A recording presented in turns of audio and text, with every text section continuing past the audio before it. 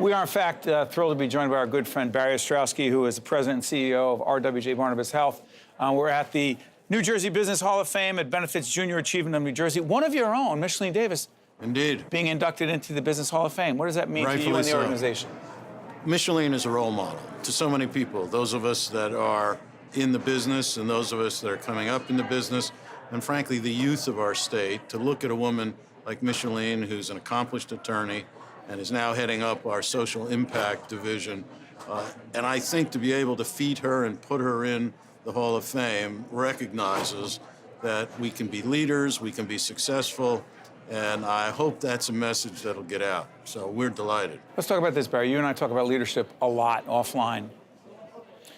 For young people, the biggest message you have for them, because education was important to you, working hard, et cetera, but biggest message for them if they want to be successful in any walk of life? Right.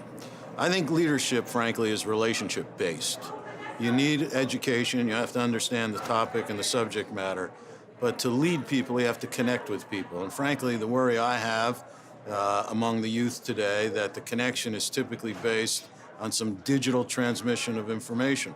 That's not a good way to lead.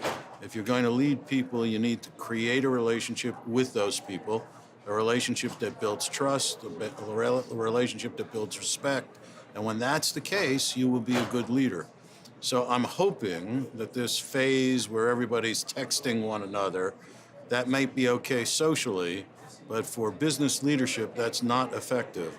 And the youth today need to know that if you're going to lead others, they need to build this personal relationship. Face to face. And that's the challenge for a lot of them. I mean, I don't want to be, listen, I know there are a whole lot of young people who are very confident, interpersonal skills are solid, but a very high percentage of them have a hard time because of this. That's right. Am I making too much of that? No, I don't think you are. I mean, if you're going to rely both socially and for recreation on playing a one-sided video game or just texting, then you're going to find it difficult to create a relationship with peers or others that you are expected to lead.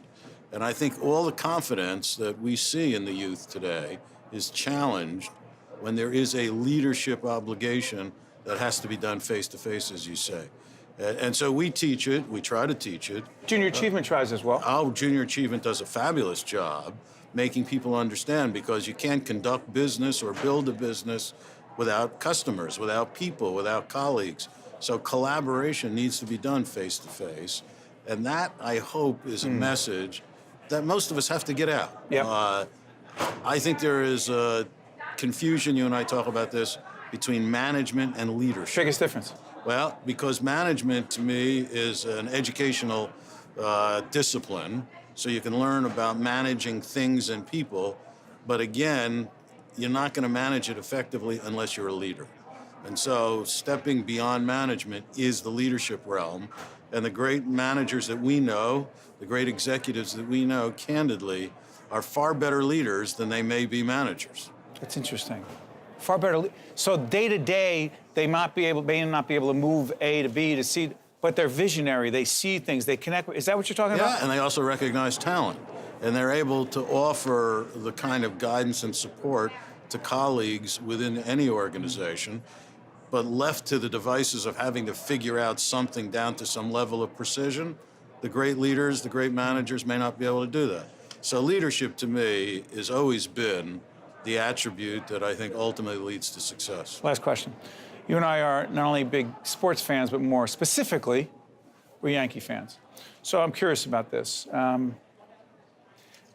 Leadership and its connection to giving difficult, hard-to-hear feedback. Often in sports, a coach has to tell his or her player what he or she didn't do well, why it hurt the team, and what they need to do moving forward. I'm obsessed by this idea of giving tough feedback. Do you think it's harder to give tough feedback to younger people who some think disproportionately have gotten too much praise? You know, the whole trophy, just, you know, that, am I making too much of that? I tell you, of course, Steve, as usual, you've put your finger on a critical issue. I tell our management team one of the most difficult things to do is offer constructive criticism. Hard to hear. But it's also hard to give, because in order for it to be effective, it has to be conveyed in a way where the listener understands that it is constructive and it's being done for the benefit of the listener. So we have a lot of people who are very anxious to be critical of something that someone's doing, but not necessarily constructively critical. And so to your point, if you've grown up getting praise and praise and praise, and now actually meet someone who's willing to give you constructive criticism, if it's not truly constructive, it'll be absolutely rejected. Even if it is constructive, those folks are going to have a tough, difficult time hearing Because it. they're overly defensive. Because they are. But I'll tell you, I truly believe that there are very few people out there, be they coaches or business managers or executives, that are capable of effectively conveying constructive criticism. Well said. Thank you, Barry. My pleasure. Always good to be with you, Great. Steve. Think Tank with Steve Adubato has been a production of the Caucus Educational Corporation, celebrating over 30 years of broadcast excellence. Funding for this edition of Think Tank with Steve Adubato has been provided by the New Jersey Education Association, Wells Fargo, Horizon Blue Cross Blue Shield of New Jersey, New Jersey Sharing Network, Johnson & Johnson, Guarini Institute for Government and Leadership at St. Peter's University, and by the Fidelco Group. Transportation provided by Airbrook Limousine, serving the metropolitan New York, New Jersey area.